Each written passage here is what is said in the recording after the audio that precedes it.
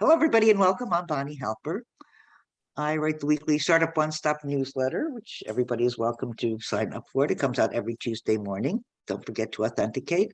And every 2 weeks, we host a breakfast with one investor and a small self-selecting group of entrepreneurs so that it's meaningful for the investor and for the participants. And everybody's welcome to, we will have everyone introduce themselves, and everybody's welcome to ask their questions and really put Brian under the gun. And which is always fun. No, Brian's fabulous. We've hosted him before, but it was in person, and those were the days. Yeah. So, and we want to thank WorkChew for hosting us. Christy, do you want to tell us about WorkChew? And I know that the founder of WorkChew, Maisha's here today. I'd like her to say hello. But good morning. So WorkChew partners with hotels and restaurants across the country to provide remote workers with safe working spaces. You're able to book individual seats in our spaces as well as meeting room spaces by the hour, and at some locations, private guest rooms as well. Neat. Hi, everyone. So Maisha, you want to I was just gonna jump in, Bonnie there. Hi. My name is Maisha Bird, as Bonnie said. I'm the CEO and founder of WorkChew. So super excited to be here. I don't get to make many of these because I have, early meeting mornings most times, but glad to have you here, have everyone here, and just excited to hear from our guests today and hear some of the wonderful questions as well. So excited to be here today. Oh, thank you for being here. So Brian, do you want to have the attendees briefly introduce themselves, or do you want to introduce yourself first and talk about your not so new fund anymore, but your new fund since last time you spoke at a breakfast? No, thank you. So given the size of the audience and just in general, I prefer these things to be very interactive, as much as it seems like I might enjoy hearing my own voice. That is, nothing could be farther from the truth. So why don't we start with quick intros that will give me a sense to, who's in the audience, what your concerns are. And then when I talk about what I'm doing, I can focus on what is reflective of the audience and what people might want to hear. Okay, Eric, take it away. Eric Becker, CEO of Millimatch. And like I said before, we have applications and proprietary software that addresses employee attrition. And for Brian, I have a question. What do you do for dry, itchy skin, Brian? Since I know what you do for. We will address questions later. Okay. Brian was taking us through his beauty routine earlier. So I think Eric meant that as a joke, and I just want to point out that it wasn't funny. It wasn't funny in the least bit. It wasn't funny in the least. It was. Nice try, Eric. Nice try. Nothing ventured, nothing gained. So Andy Clapp. Oh, you're muted. Hi, sorry. Hi, everybody. I'm tending to a sick dog here, and I might have to log early to take him to the vet. I'm Andy Clapp. I'm based in Vermont now, having spent 30 years in Boston, and where I launched and managed 3 funds, venture funds, and currently am helping companies raise capital. And you're an investor as well, aren't you? Yes. I am, yes. Yes, I knew that. And welcome. Thank you. Thank you, Bonnie. Always good to see you. Boonmi. I hope I'm pronouncing everyone's name properly. So yeah. Good morning. It's Boomi then is silent, but very close. So I'm based in Brooklyn. I'm a growth marketing director at a startup called Quip, but I invest in and advise startups on growth marketing and brand development on the side. Oh, thank you.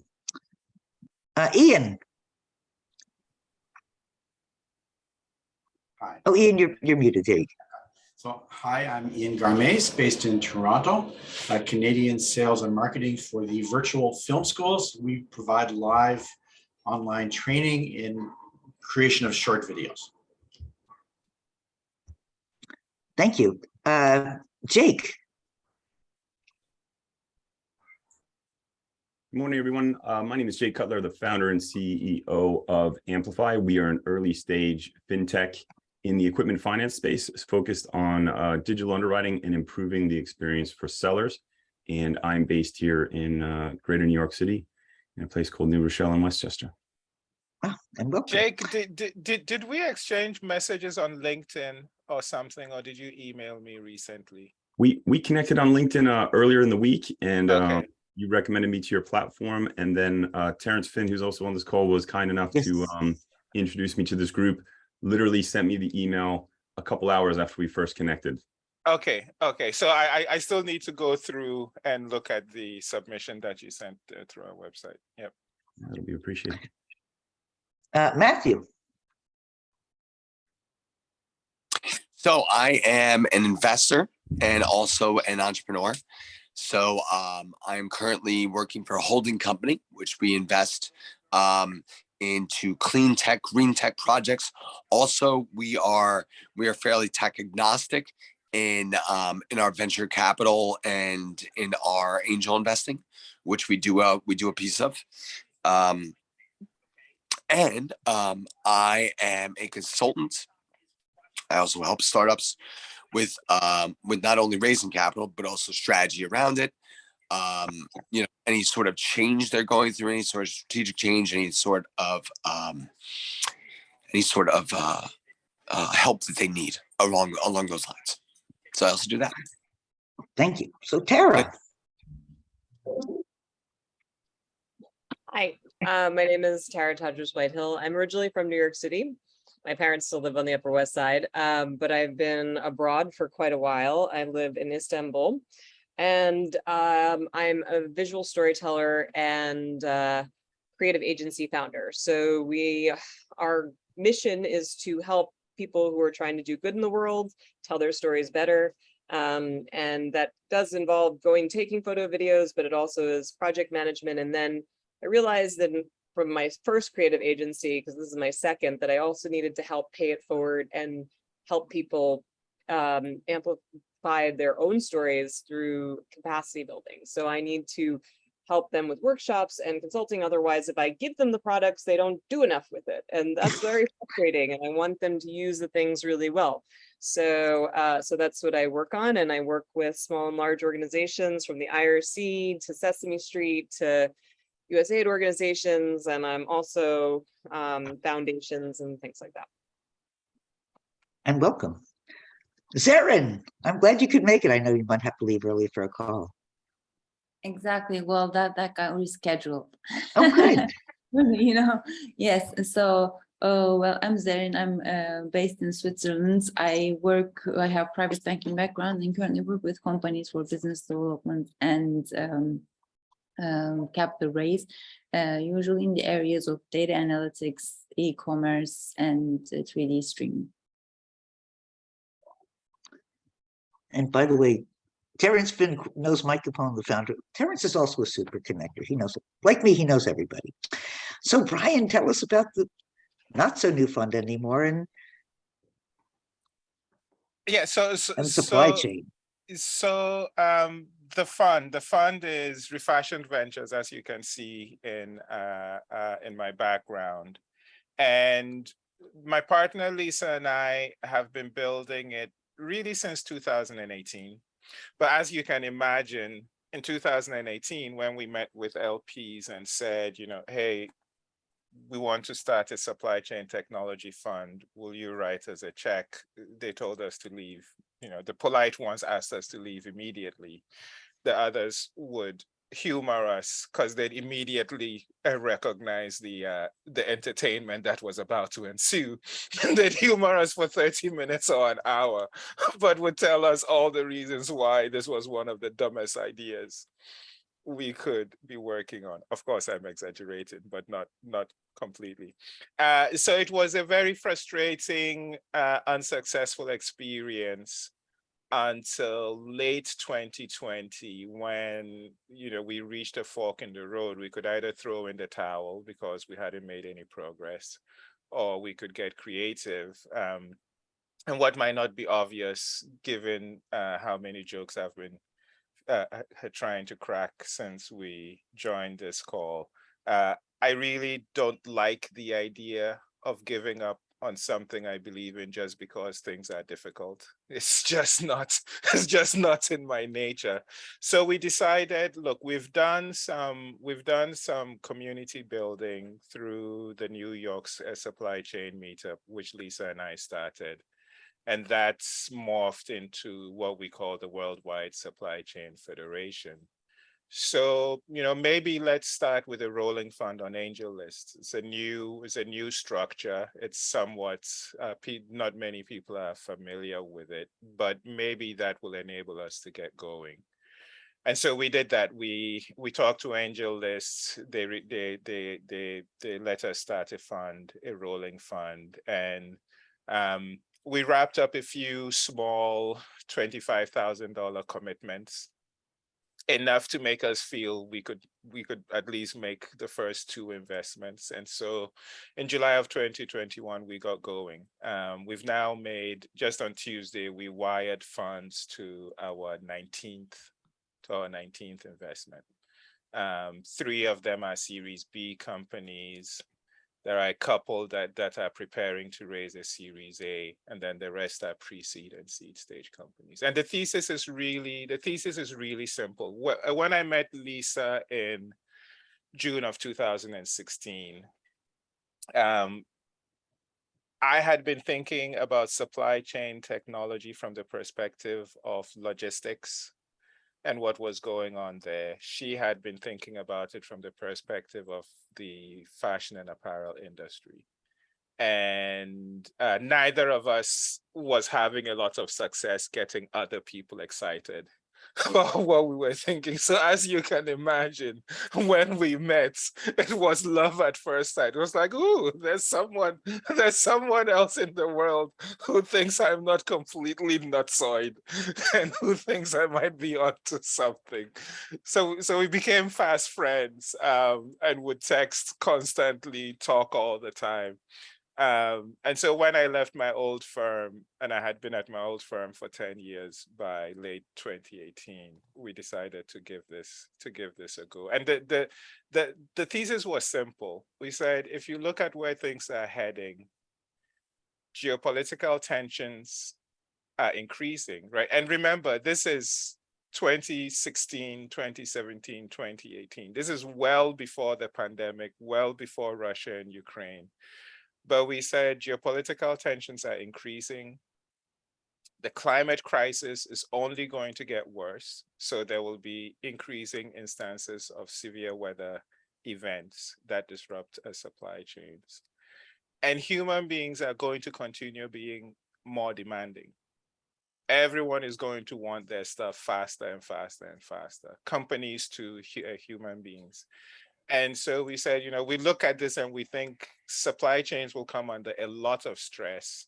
And because of these stresses, there's going to be room for new technology and new innovations. And we want to build a fund to invest in those opportunities. And that's what people thought was completely insane and crazy. And why would anyone care about this? So then if you look at my LinkedIn profile just last night, I made a comment, and I think even this morning. But since we first had that conversation, almost daily, the evidence that suggests that our thesis is directionally correct just appears out of nowhere, right? It's not something that I could do. It's not something that Lisa could do. It's not like I could go to Nancy Pelosi and say, hey, Nancy, do you want to help me out prove my thesis? Do you want to make a trip to Taiwan so that the Chinese get really angry and start rattling their sabers? I wish I had that kind of influence. Unfortunately, I don't, right? But the evidence just keeps unfolding to say that we're onto something. And that's why when we've run into a wall and everyone else has been like, oh my God, you should give up. I'm like, no, the evidence just says giving up would be the wrong thing. And then I'll make one more point, and I'll keep quiet and let you guys pepper me with questions. But often when we think about, so often when I say, and this is one of the things that we say that I think at the beginning people thought was a bold and probably misguided claim. But our claim is that investing in the refashioning of supply chains, and that's the motivation for the name of the fund. Investing in the refashioning of supply chains is the biggest investment opportunity of our lifetime. That's our belief. And when I say that, people will often be like, that doesn't make any sense. That doesn't make any sense. Climate change is it. Climate change is where the action is. And they're absolutely right. They're absolutely right. Climate change is a huge existential problem for mankind. Here's the thing. The reason the climate is changing is because of the way we've designed our man-made supply chains, right? They're opposite sides of the same coin. The climate isn't changing because everything we do is great for the environment, is great for the atmosphere, is regenerative and good for mankind. Is that the supply chains, the way we've designed them based on the technologies available to us, are causing direct harm to the environment. So you can't say we're going to fix the climate, but we're going to leave supply chains just the way they are. You have to fix the supply chains in order to fix the climate. And that's why we think is the biggest opportunity. It's the biggest investment opportunity of our lifetime. Because I really believe the rest of this century is going to be the entire world trying to come to grips with this problem. And as an investor, right, that to me is an opportunity to make some money, to back the people who are trying to solve these problems, and hopefully to do some good in the process. So, I'm sorry, Bonnie.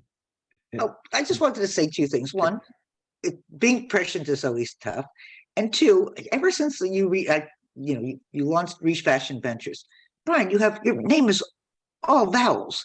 Why didn't you put the E in? You have all vowels in your name. What's up with that? Come on. Like what? And the H is silent. The H is silent. Exactly. The H is silent. Yep.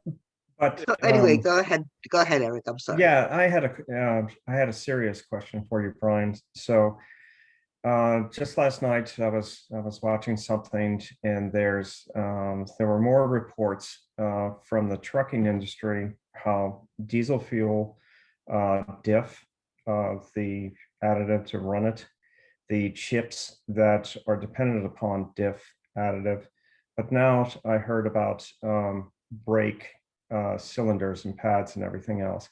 So is the problem out there a slowdown in manufacturing because of labor, or is it materials, or is it because of the inefficient supply chain out there? But you're hearing constantly deficiencies out there in everything from food products to just about everything imaginable. Even rubber is becoming hard to come by. So is that a supply chain thing? Is that a labor thing, or materials? So this is why this topic is so complicated. It is all of the above. Mm-hmm. It is all of the above. And a way to think about it is to realize that everything we depend on, literally everything, look around you. If there's anything that you can sense in any way, there is a supply chain associated with it. Mm-hmm. And for that supply chain to function, there are human beings, there is technology, there are regulations, right? There is a logistics network. There are other organizations that have to work collaboratively with one another to source materials, to procure them, to ensure that money flows take place, to do some part of the production, then pass those interim products to someone else to do some other part of the production. It's a very, very, very complex process and network. And that's what makes it difficult to understand, right? That each person that's a participant in the supply chain only sees so much of what they are responsible for. So if you're in logistics, to use supply chain is only about logistics. If you're in sourcing, to use supply chain is only about sourcing. If you are in manufacturing, to use supply chain is only about manufacturing. And this is why I think that Lisa and I have an advantage. Did you guys ever see, and I don't know where I saw it, but I remember seeing a comic strip where there's like an elephant lying on the ground, it's unconscious. And then there are like 5 blind people around it, each touching a different parts of the elephant.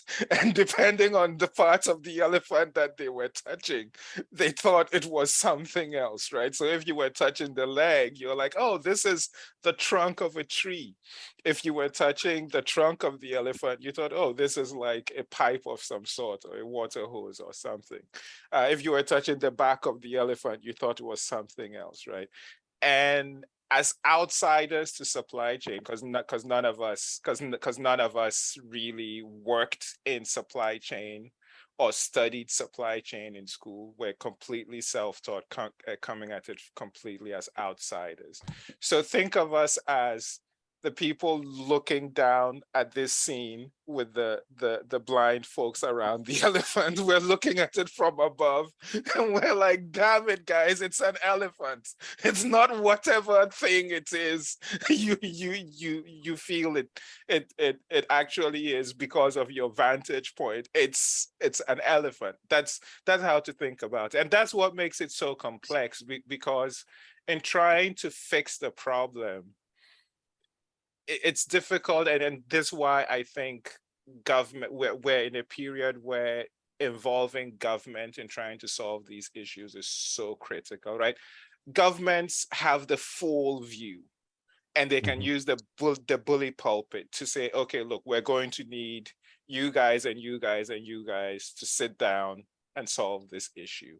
It's very difficult for one company to make that kind of thing happen. And so I think I remember, Eric, that you said your applications help with recruiting. Is that right? Yeah, it addresses the 2 main things that are attributed to attrition, which is matching to the role and matching to the culture.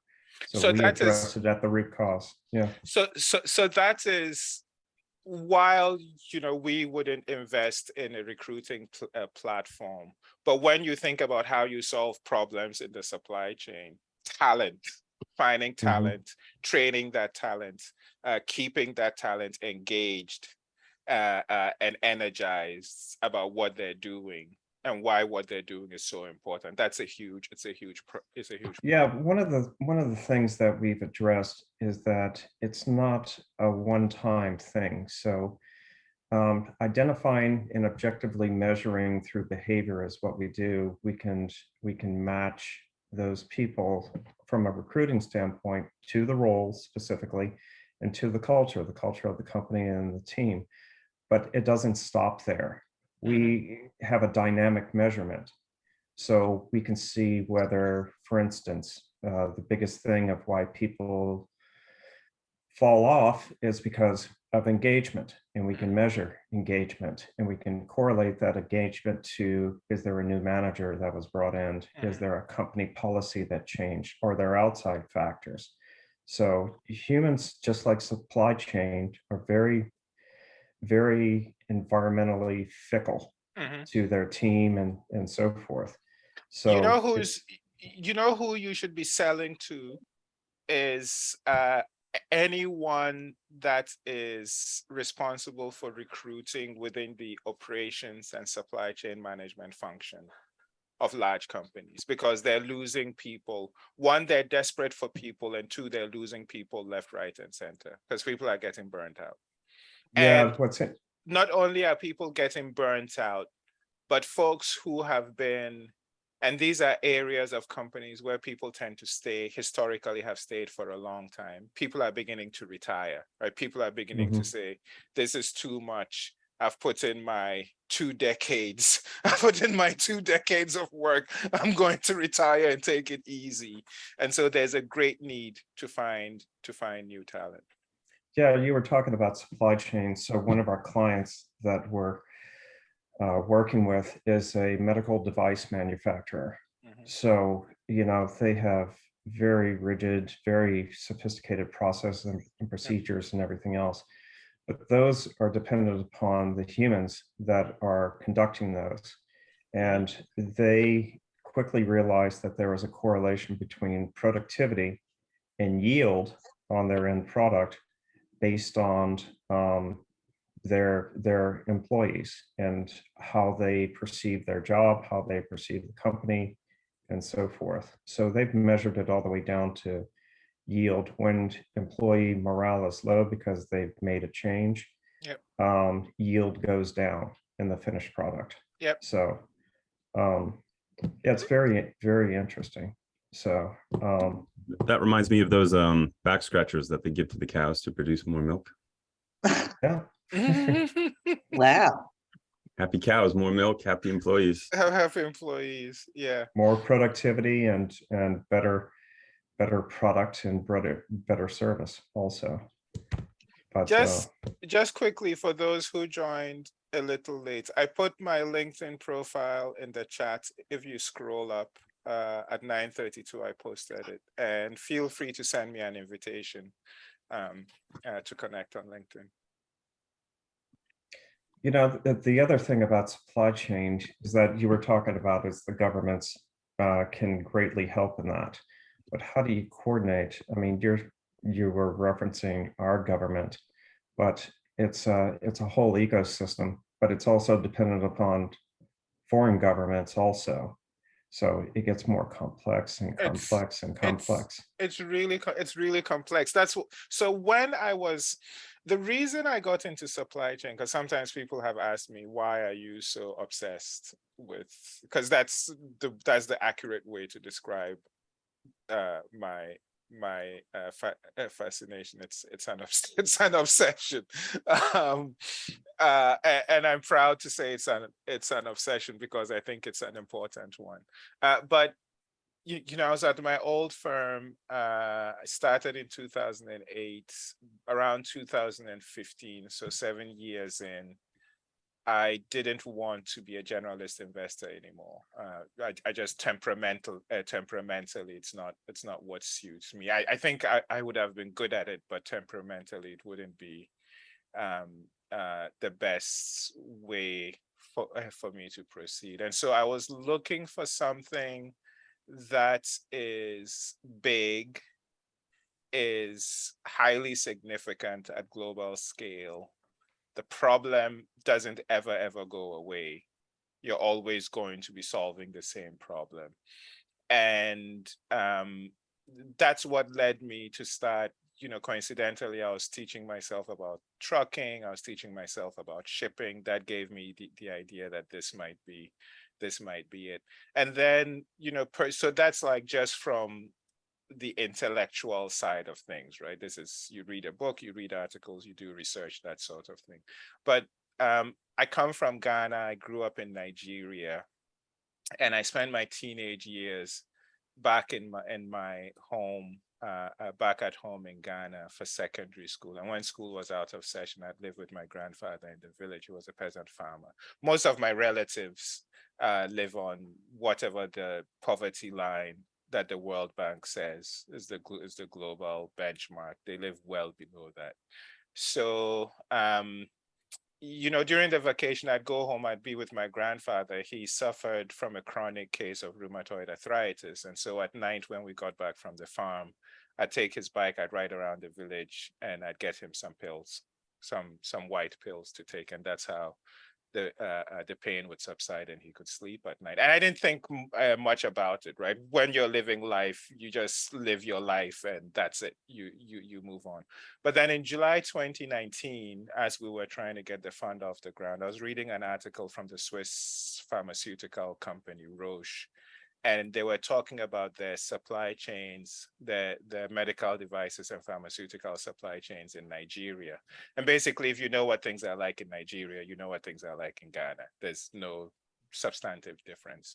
And the thing that struck me is that they said because of inefficiencies in their supply chains in Nigeria, by the time their products get to the end customer, they have been marked up by between 40%. And I'd like someone to guess what the upper range of that interval, what the upper limit of that interval is. Just take a guess. 800%. 800% is really close. Terrence is really close. 700%. Wow. 700%. It's been marked up by up to 700%. And the thing that said to me is, you know, my grandpa and my grandma who live on well less than $1 a day, like these are among the poorest of the poor in this world, even to get the medications they need for something like rheumatoid arthritis, they could be paying as much as 700% more than they need to, just because supply chains are so broken. And that is what told me that this is probably the thing God puts me on the world to focus on, because I have no other explanation. I wake up thinking about supply chains in my sleep. I know I'm thinking about supply chains because I wake up out of my sleep and I'm like, oh my God, I think I have an answer to that issue Lisa and I were talking about. That it's the only thing I think about. It's the only thing that really gets me excited. And so this is the thing I think I've been sent to work on. And I'm not so presumptuous to think I alone can solve it, or Lisa and I alone can solve it, or our fund alone can solve it. Like Eric was pointing out, this is a really complex thing. You need a lot of different people to be working on it. You need to collaborate with other investors, with other companies, with other people, with other governments.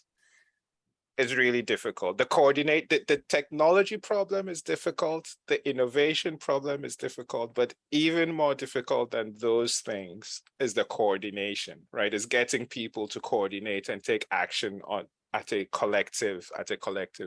But I applaud what you're doing, and I can see the passion in it, but just moving that needle just a little bit has a ripple effect. Yep. All the way to the end people. So what you're doing is improving the lives of people. Yeah. And that is a worthy endeavor. I apologize, I have to go, but I want to listen to the recording after. This was fascinating. And thank you so much, Bonnie, for inviting me. Thank you, Eric. Take care, Brian. Bye-bye. Bye. So Brian, as you pointed out earlier, the supply chain itself is really complex, particularly as you start to look at it globally. Is there a certain aspect of it? I mean, there's so many different parts. Is there a certain aspect of the supply chain that really grabs your interest or that you're particularly focused on? So we think about it as investors, right? We think, like I said, every industry has a supply chain. This is a global thing. So we don't look at it from the perspective of industries or functions. We have come up with categories that interest us, and that's how we think about our investment. So the first one is data and decision analytics, right? That's gathering data, especially now with sensors being as cheap as they are and continuing to get cheaper. So collecting data about what's happening in the physical world and making decisions to improve things in the physical world. And of course, the decision-making entails using computational technologies and computational power. So data and decision analytics. The next one is, because of the ways in which we are polluting our environment, we need to think about how we can develop new materials that are not as harmful to the environment as the materials that we've used in the past. One important aspect about that is, are there ways to recycle, things like plastic and things like clothing to create new new materials to make new things. So advanced materials is the next one. If you're going to develop new materials, you probably need to come up with new ways of making things, because presumably the old ways of making things would not necessarily work. So the third category we're interested in is advanced manufacturing. And then the last thing is, even though we make the argument that supply chain is much more than logistics, it is still true that logistics is an important function within supply chains. And so next generation logistics is the fourth category. So anytime we're looking at an investment, the first question is, which of these four buckets would we put it under? So in your case, for example, we would probably say, what you're doing is data and decision analytics. Specifically, right, it's equipment financing, something like that is how we'd think about it. We have a latecomer, Chris Mika. Mika. Chris, I wanted to give you the opportunity to introduce yourself if you'd like, and tell us what you're working on briefly. You're muted right sure. now. Hello, everybody. Good morning. Yeah, I kind of got thrown into this one kind of last minute, but my name is Chris Mike. I'm the director of operations for a company called Orion One Global, and we've been in the process of developing a transportation management system for about the last 4 years or so, and we're currently in the seed round raise, and just looking to raise capital, scale our business, and commercialize our products. How was the TMS you're developing different than all the other TMSs that already exist? I mean, I guess the short answer to that is that essentially we have a long pedigree, a deep and broad pedigree in enterprise software development from the agency world, so to speak. And so the product is developed. I guess the Smart Hub would be the great differentiator as far as the TMS is concerned, and its ability to very easily integrate and connect with various other software components via API. Got it.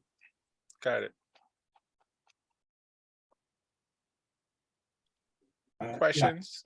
Brian, I had a question. Yeah. So I take your point about the importance of supply chain and related technologies, but can you explain why you feel it's a good fit for the venture capital funding model, which traditionally expects very high growth? Oh, that's a fantastic question. So my argument is that we are going through a period of transition.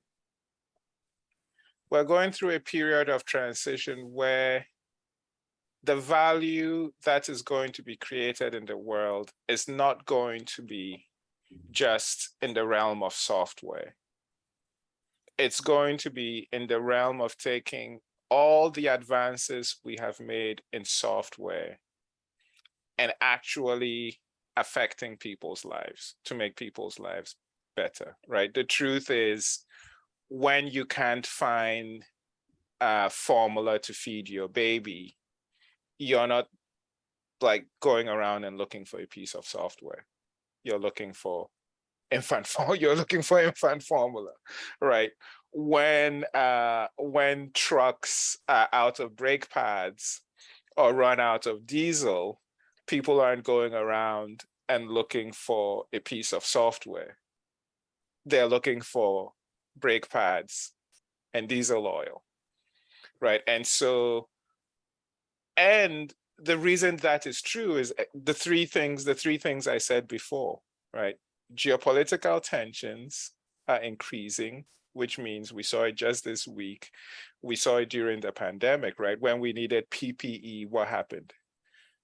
Providers outside the United States were like, sorry, our government says they need to keep domestic production for their own citizens. You're out of luck, right? So imagine that for almost everything else. And I hope that doesn't happen, because that would really be a crisis of epic proportions. But you have to start thinking along those lines.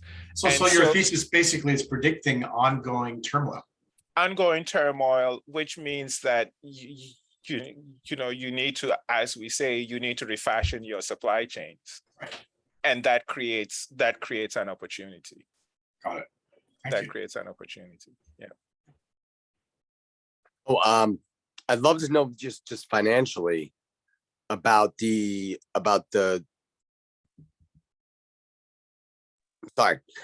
fund. How much have you raised? How much you're looking to raise? What's your what's all that? So like I said, with the rolling fund, we started small. Think of the rolling fund as being designed for individual accredited investors. So a commitment is $25,000 a year. That's called each quarter in 4 equal installments, so $6,250 a quarter.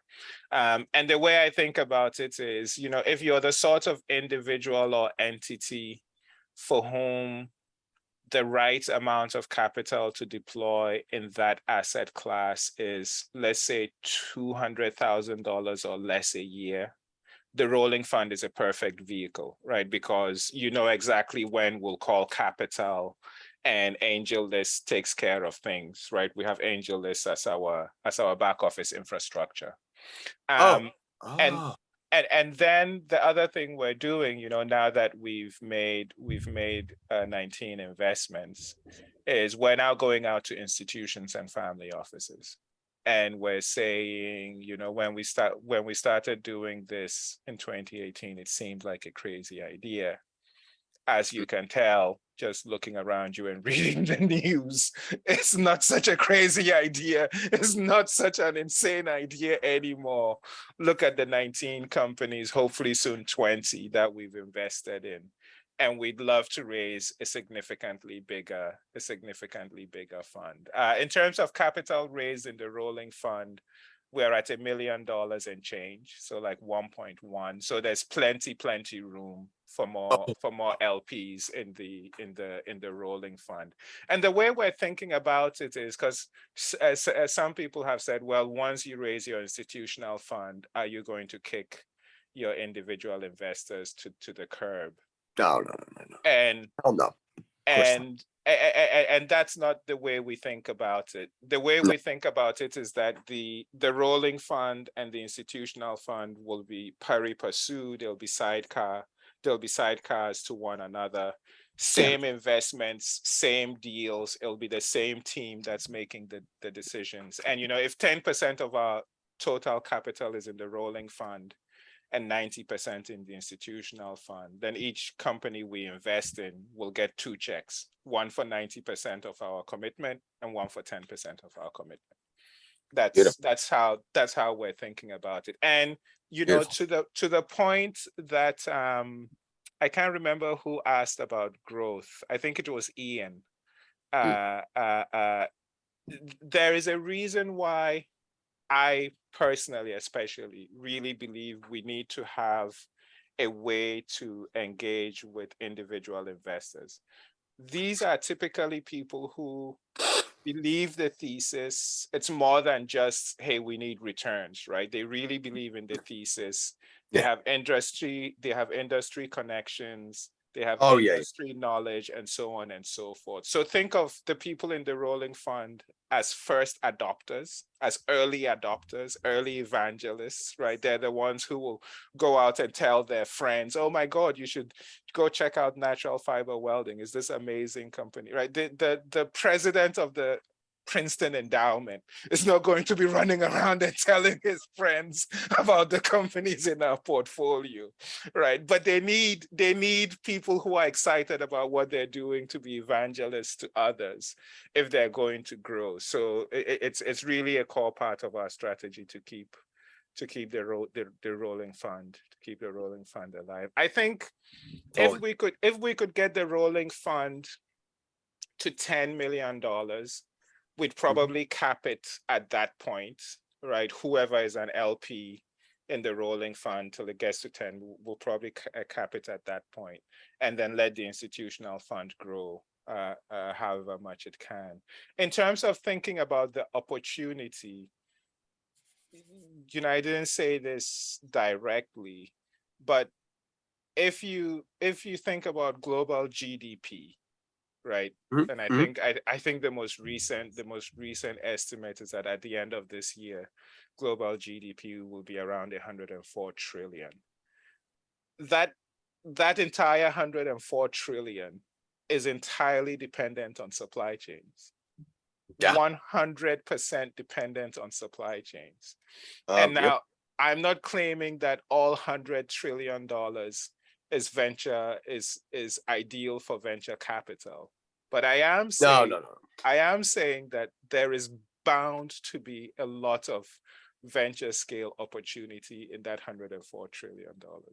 And so it's our job to wake up and look for those opportunities and try to invest in them and make some money for our LPs. That's how I'm thinking about it.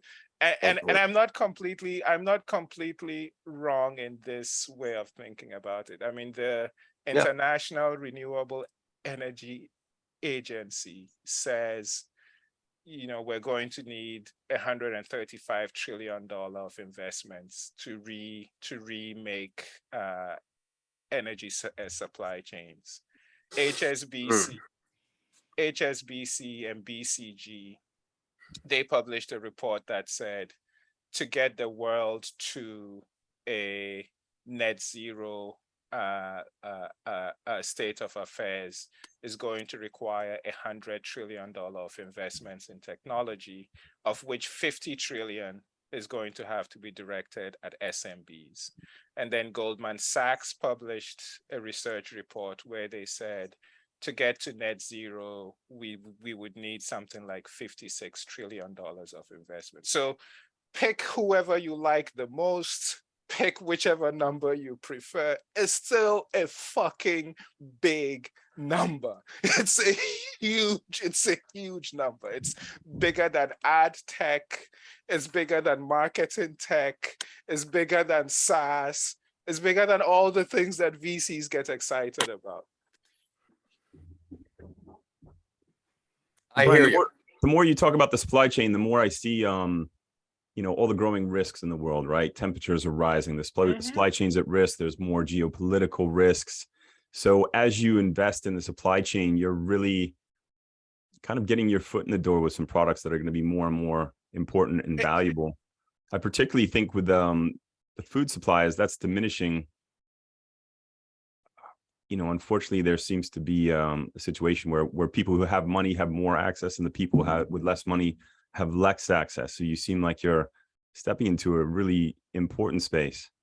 It's funny you say that, Jake, because you probably remember maybe a month and a half ago, VCs were telling that, oh my God, like batten down the hatches, cut costs, like the world is coming to an end, all doom and gloom, that kind of thing.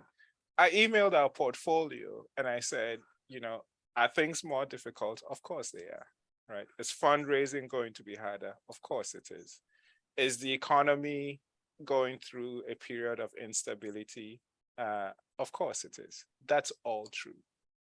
But the thing that is also true is that every company in our portfolio, what they're doing matters a lot to their customers. Right, what they're doing matters a lot. It's not some NFT, it's not some Web3 token that, if it disappeared, no one would notice. Every company in our portfolio is doing something really important.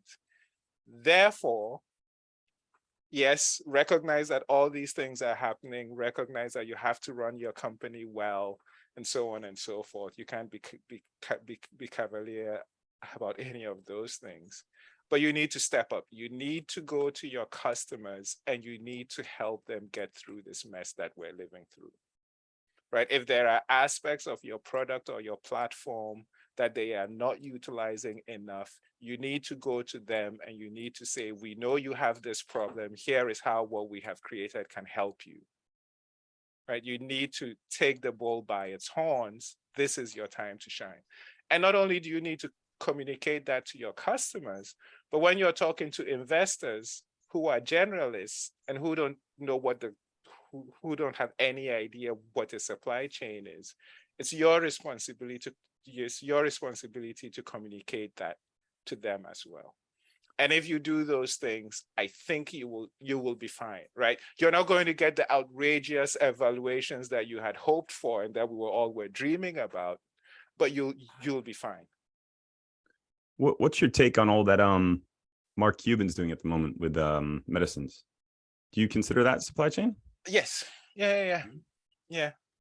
That's so when you think about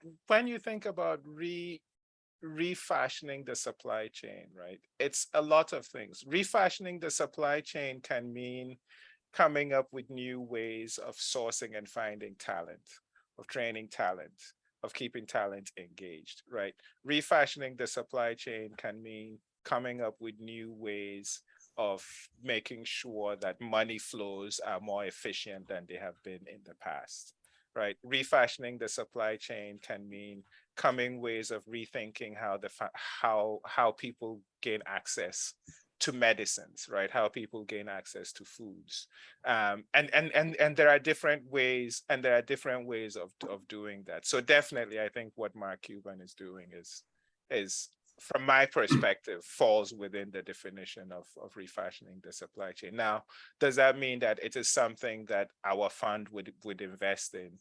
Not necessarily, because the worst thing that we could do is chase so many different things that we're no different, than any of the other funds out there, right? So we've had to put some guardrails.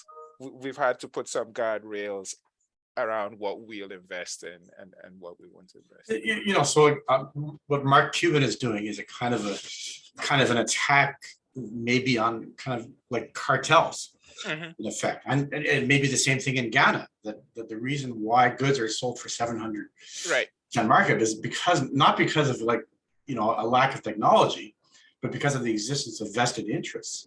So how would your efforts sort of connect with that problem? So that's a difficult one. It's difficult to answer in the abstract, but the one thing that we would absolutely look for is that there is some proprietary technology that makes what the company is doing possible, right? That's something that we would look for, because that would be something that could potentially have very high growth. Yes. It's like a linchpin. Exactly. If it were simply, oh, we're going to go talk to the government and get the government to buy Maisha. If it were simply, we're going to talk to the government and get the government to rethink the way it distributes licenses to do this, would say, you know what, good luck. It's a great thing to do, but it's not an investment for us. Yeah, but sometimes international organizations have collaborated with technology, like companies that provide sensors for tracking shipments across the oceans, right? I mean, in some cases, they've gotten those adopted as standards by. It's funny you say that, because a friend of mine asked me to help him assess a company it's a blockchain startup in India that said they were going to do that. And I spoke to them and I said, they're trying to solve a problem that is not a technology problem with technology. Right. And so, and my advice to him was, I don't think this is an investment to make, because yes, the technology works, but the reason they could fail is because of all the non-technological things. Right. that would happen around it. Yeah. Okay. Next question. Brian, I realize it's outside of the remit of your investment fund, your mission, but the more we talk about it, we're having a big problem with inflation, but at the same time, we see that some companies and CEOs are making record profits, some industries in particular. And so, if you come up with these incredible technologies and incredible people and you're trying to help the world, what if ultimately as Ian had pointed out, it's just that people have such a hold on the system that they're actually causing some problems. How do we solve a problem of greed that kind of surrounds some of these supply chain issues? So that's where, that's where I said the involvement of government, the role of government is important. But it's not just the role of government, it's also the role of people, right? It's also the role of people. And this is one of the reasons why this is such an interesting problem, because and I wrote an article, I think it was published on FreightWaves. So for 2 years, I was a weekly columnist at FreightWaves. And they just said, hey, Brian, whatever you think is important, write about it. FreightWaves, if you've never heard of them, they're the largest media portal, internet media portal, mainly focused on supply chain logistics. And December 30th, 2019, I think the article was something like, what's ahead for industrial supply chains, something along those lines. And one of the predictions I made was that innovation would be driven in parts by citizen action, right? So it's citizens suing their governments and saying the government is not living up to its responsibilities to protect its citizens. Citizens suing companies to say companies are harming society through their products and so on and so forth. And I thought my prediction was that the trend would accelerate. And it wasn't based on, I didn't just like hallucinate and pull it out of the sky. At that point, we had the Fridays for the Future marches, right? We had all these young people taken to the streets every Friday to protest. And yes, a cynic might have said, oh, these are, young idealists, and they'll soon realize that none of this is going to make a difference. I beg to differ. I think as we continue to live through, entire towns getting burned to the ground and, towns getting flooded and, half of continents having to deal with, fire one year, then flooding the next and whatnot. I think people are going to start speaking through the ballot box. And the one thing that politicians understand is when we speak through the ballot box. It's one thing to go on the streets and march, but when people start to vote to reflect what's happening in the world, then politicians will wake up and they'll say, no, you can't continue operating this way. We're going to put some regulations in place to change things. Now, that doesn't lead to change immediately, but I understand that this is a long-term problem. It's not going away tomorrow. And so the solution is going to take time.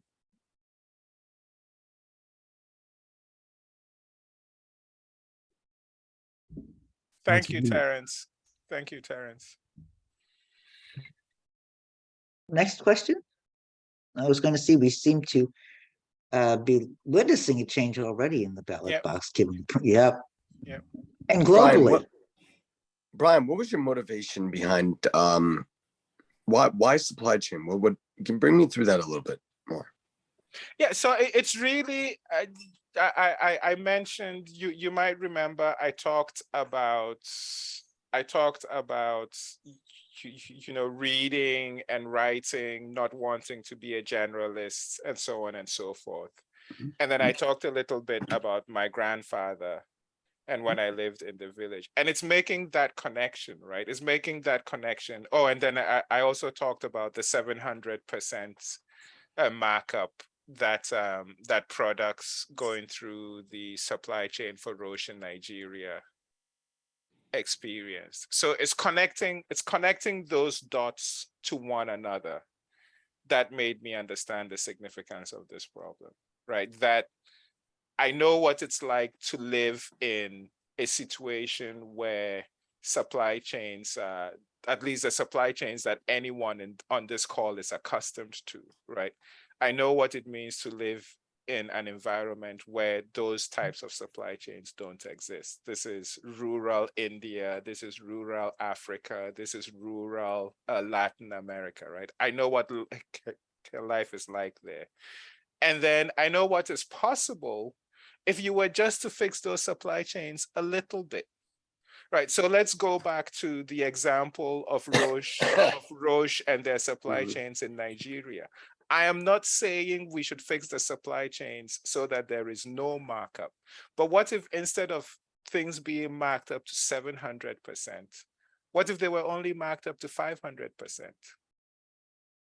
What if they were only marked up to, 400% or 300% or 200%? What would that mean for the billions of people around the world who live in those conditions? Right, I'm not saying fix everything so that everyone around the world has supply chains like we're accustomed to in North America. That would be unrealistic. And if I made a claim like that, you should laugh me off the stage. You should throw rotten tomatoes at me, and you should forget anything. You should forget anything I said, because that would be unrealistic. It's unachievable. But could we, just like I said, instead of things being marked up to 700%, is there a way to reduce that so that the burden is not as onerous on the people at the bottom of the pyramid?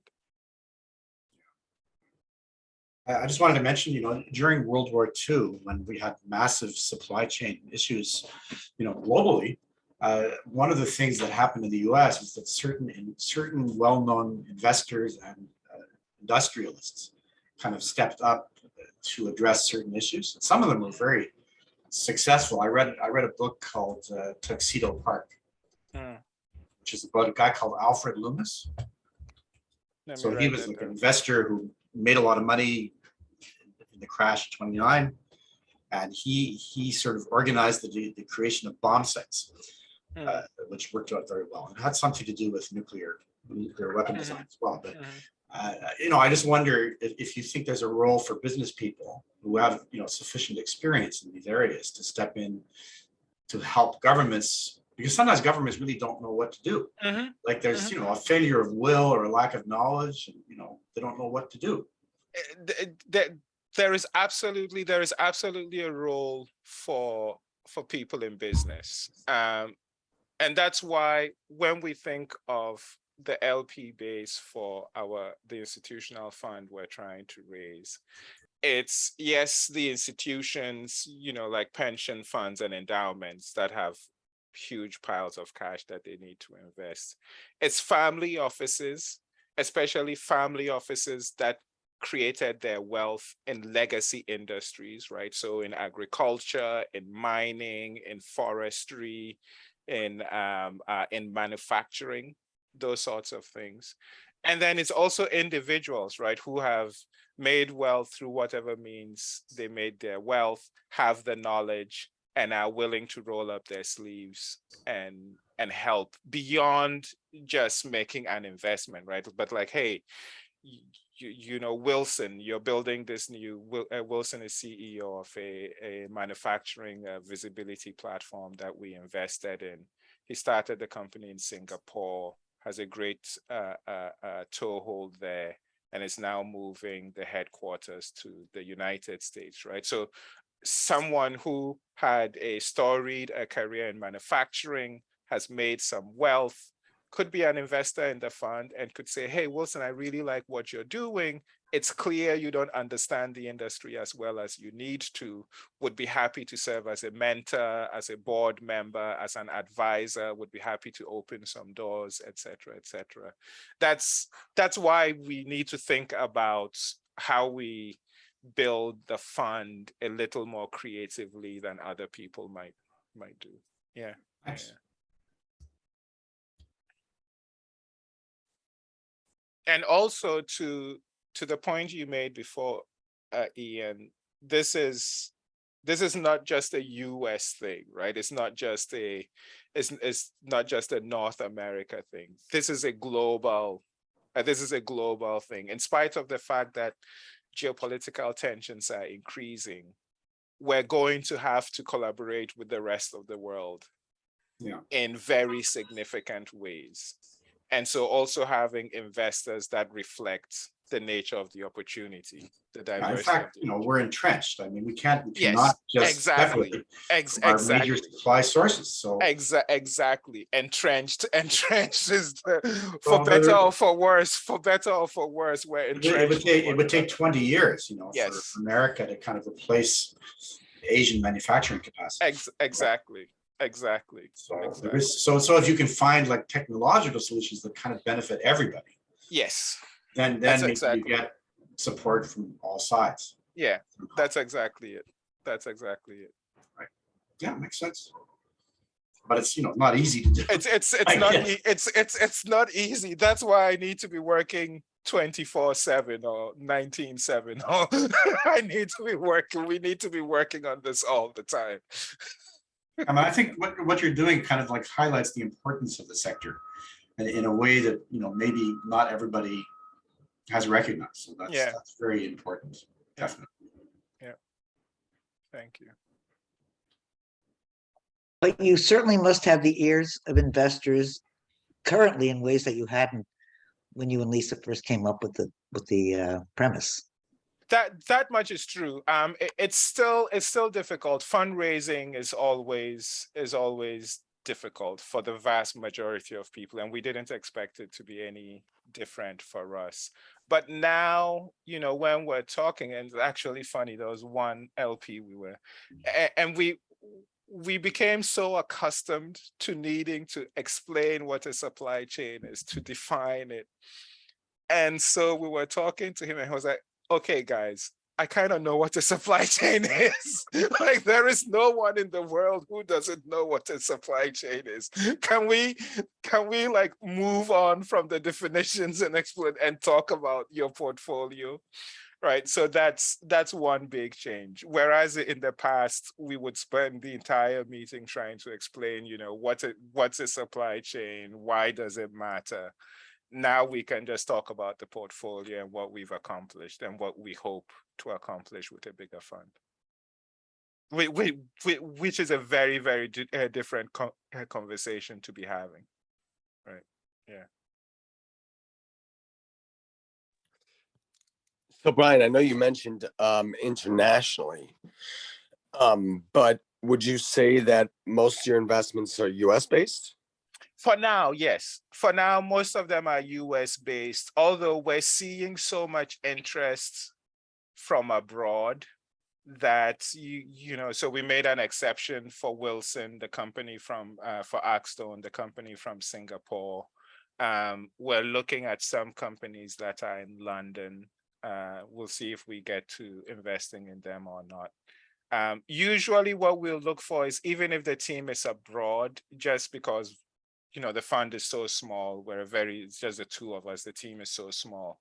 If they're registered in the US, then that helps a lot, because we just don't have the infrastructure to be keeping eyes on what's happening all over the globe. But when we are big enough, like I said, this is a global opportunity. One of my favorite sayings, and you guys will laugh at this, is, how do you eat an elephant? Or how do you move Mount Fiji? One small bite at a time.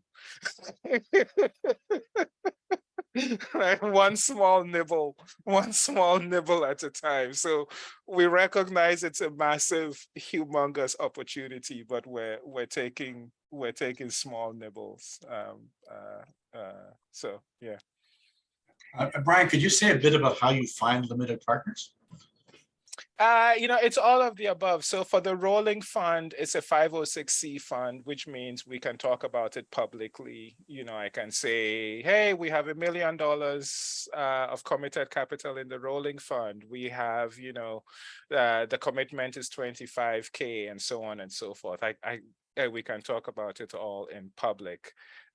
With the institutional fund, institutions like to feel special, and they don't want to feel like they're being lumped in with the unwashed masses.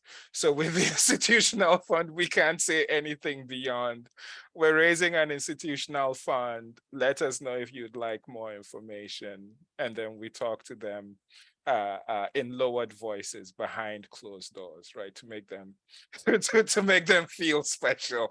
But like I said, the plan is there'll be the same deals, the same investment team. There won't be anything different except for, you know, the legal structure and the way capital calls and that sort of thing. Yeah, so what you're saying is, like, I guess for most VC companies, the limited partner membership is really confidential. Yes. Right? Yes. The great thing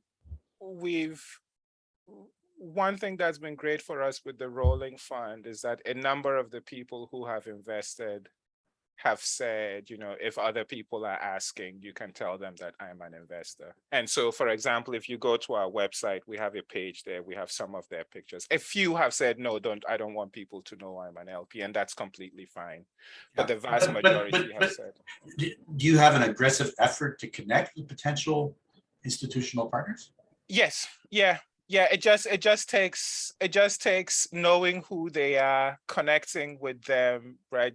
A lot of family offices, for example, don't want anyone to know that they even exist. and so that takes time. And then for a lot of the other institutions, you know, the endowments and the pension funds and whatnot, they just tend not to invest in the first fund. Right. Like we talked to the pension plan for the city of Philadelphia. And they said, oh, you know, we'd like to get to know managers and maybe we invest in their fourth or their fifth fund, which is fantastic. But I'm trying to raise my first fund. And so I'm looking for people who will invest in the first institutional fund, not people who want to wait till 10 years from now. Yeah. Any activity in the Middle East in terms of partner investors? So the issue with the Middle East is, you know, culturally, they also want to get to know you, you know, they want to meet in person. It's difficult to travel to Dubai and stay for a week when you haven't earned a salary for 4 years. And you're trying to figure out how to keep the bill collectors from showing up at your front door. It's difficult to plunk down a wad of cash to spend. Yeah, no, understood. Yeah. Okay, it's good to know. Thank you for the insight. Yeah. I was going to ask if, since you are investing internationally, if you're reaching out to venture funds internationally, since it is such a global problem, Dubai aside, there are other countries besides Dubai. Yes. So you know, one type of investor that we could work with is perhaps a private equity fund, a big international private equity fund that's making very late stage investments, but wants an insight into what's happening at the early stage, right? They could take an LP position in the fund, and that would be one way of working with another fund, whether they're domestic or international. We've also thought about corporate LPs. So think about a huge corporation that has business in different industries, different functions, different parts of the world. This could be one way for them to gain some insight into what's happening at the early stage with respect to supply chain. But again, it's knowing who to talk to, building the relationship, getting them to believe that this isn't going to cause them to lose their job. Right. Right. That they're not going to get fired for investing in this young fund. So. Well, even some of the larger VCs are investing in earlier stage funds now here in the US. Yes, some of them are. They tend to go to the areas that are popular. Yeah. And we still are not the popular kids. We're not yet one of the popular. Not yet. Give Not it yet. a little bit of time. Brian, you mentioned that you've I think made some 20 investments. I think 19, that was the number, 19 investments. Yeah. Could you speak to one or two that had grabbed your attention or are doing something interesting? Yeah. So one of them. I love the shoe company. The shoe Yeah. company. So one of them is natural fiber welding. And That sounds interesting. before you came on, I think I was saying that natural fiber welding is a little crazy to think that we could invest in natural fiber welding. The round we invested in was an $85 million Series B. Remember that our fund is so small that each investment we make is 25K, right? So we invested 25K and I cracked the joke that one way I keep myself humble is I look at the sheet of investors. And there are all these big investors with all these big checks, and then down at the bottom, at the very, very bottom of the list is REFASHIOND Ventures with 25K. But what natural fiber welding does is they are trying to create materials in which they replace the plastic content of those materials, right? So any clothing, any apparel that we use has some amount of plastic contained in it. And they're trying to replace all that plastic with plant-based alternatives. They are at the point where they're starting to scale, and that's why they raised the $85 million. Another one, for example, and you will laugh at this also, but I also often crack the joke that God loves me because coincidences just happen that I couldn't have created myself. And the only explanation I have is, yes, God loves everyone, but he has just this little extra bit of love he's put in the corner for Brian. And my friends are like, Brian, you're completely insane. But one company we invested in is a company called Synthetics. Daniela is a PhD from NYU. She studied chemical engineering. And she came up with a machine learning platform that allows companies to assess the chemical composition of products they have currently and find alternative chemical compositions that have similar performance characteristics, right? So think, well, you used to source a certain chemical for your products from Ukraine, but now that supply is not available. How do you find an alternative for what that input would have been? The traditional approach would be very slow, very expensive, take maybe 6 months or more. With her platform, you can cut down the cost, you can cut down the amount of time, and you can do this, you can reiterate quite rapidly. Now, the reason the whole issue of God loves Brian and has this little tiny bit of extra love he's put in a corner somewhere just for me is what's today? Today is Thursday. On Tuesday night at 9:36 p.m., I was on Twitter doing what I usually do. And there was an article, a huge chemicals company in Germany raised an alert saying the chemicals industry in Germany is under extreme pressure because of the continuing war in Ukraine. Russia and Ukraine are huge suppliers of chemicals in the global supply chain. So they made this very public, very big announcement. Now, if it's a problem in Germany, it's a problem in all of Europe, right?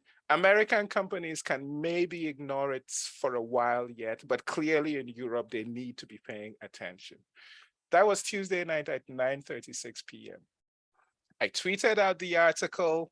We wrote a blog about why we invested in Synthetics. I added that blog to the thread. I said, in case you missed it, our investment in Synthetics is related to what this German company is talking about. Yesterday, Wednesday, at I think 2 p.m. or so, I was catching up with Daniela. Daniela is the CEO of Synthetics. She built this platform. So yeah, how are things going, fundraising, et cetera, et cetera. Oh, by the way, Brian, I just want to let you know, my husband got a postdoc in France, so I'm going to be moving to France, but I'm going to be in the United States every 2 months. She's currently based in Texas. I was like, oh my God, God loves me, because now you're going to be in Europe and you can be talking to companies in Europe who really, really have this problem. They need to solve this problem right now. I was like, this is the best thing that could have happened. If you talk to other investors and they try to ask you questions, send them this article, send them, this is why it's a good thing for you to be in Europe. Just more evidence that God loves Brian. You know, to echo those words, like for example, for the first time ever, I'm based in Switzerland, like the Swiss president is talking about electricity cuts and quotas, because you know we get most of electricity power from Germany, and the story with this Germany-Russia issue is definitely echoing, and I would have never thought. I still don't believe it will happen, but they just have created task force and being very serious about it. They are talking about the same thing in Spain. The Spanish government has already issued rules that you know, keep the temperature no higher than 27 degrees or something of the sort. It's creating a huge, it's 37. It is many days 37 in Zurich, which is unheard of. In Turkey, it's 31. Yeah. So it's like reversed, you know, like you would think it should be warmer than Switzerland, right? Yeah. But well, these are the times. Yeah. So things are changing rapidly. They are. Things are changing. Yes, Erin could be your girl in Europe. Well, she splits her time between Turkey and Switzerland. Yeah. Yes, exactly. Those are good locations. And there's actually a lot of Turkish investment in Africa. More, a lot with construction infrastructure, kind of project, big infrastructure projects. So Yeah. And I'm happy to connect you two, or you know, you can connect in the chat. It's up to you. But happy to introduce you two by email. Well, we are introduced through you anyway, so yes, that's true.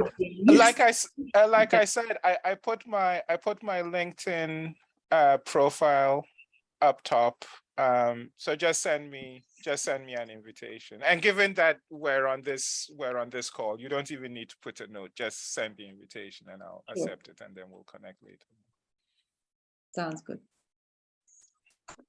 So we only have a couple of minutes left. Is your last question, or Brian, do you want to leave us with any parting wisdom or advice or observations?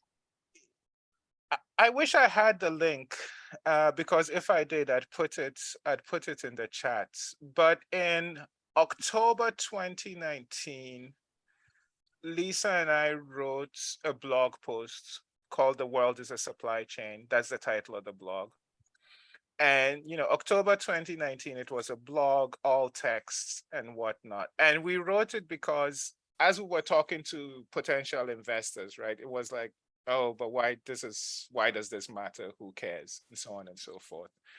And so we wrote it. And then in March, we turned it into a booklet, because as you can imagine, by March of 2020, right? So October 2019, the blog, March 2020, it's clear that COVID-19 is becoming a pandemic. So we said, let's turn this into a booklet.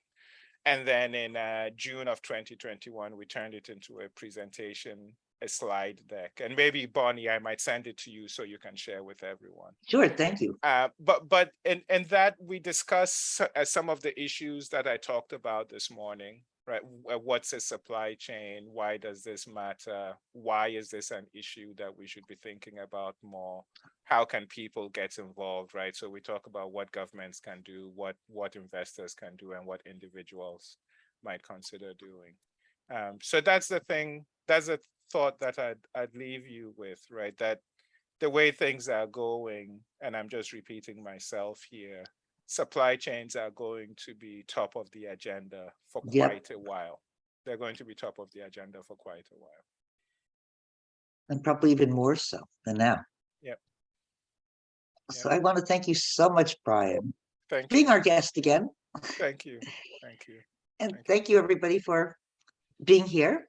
And thank you, WorkChew, for hosting us. And when you send me that, Brian, I will be sure to distribute it to the attendees. Yes. Yes, I'll email it. I'll email it to you later this morning. Okay. So thank you, everybody, and we'll be back in 2 weeks. Next week, I mean, in 2 weeks, we're going to have John Kennedy, who is actually a neuroplastician. So he helps with mental acuity, which will be fun. Yeah. I know that God loves you, but you're always welcome to attend. You might not need somebody like John Kennedy, but you're always welcome to attend. I'm always looking for ways to keep my brain young and in good shape. So I'll send you the link. Thank you. Yeah, Well, when yeah, it's ready. please do. Yeah. So Okay, Great session, guys. guys. Thanks, It was everyone. great Thank to you, meet Brian. you. thanks, everybody. Bye bye. Bye, Thank you, everyone. Bonnie. Bye.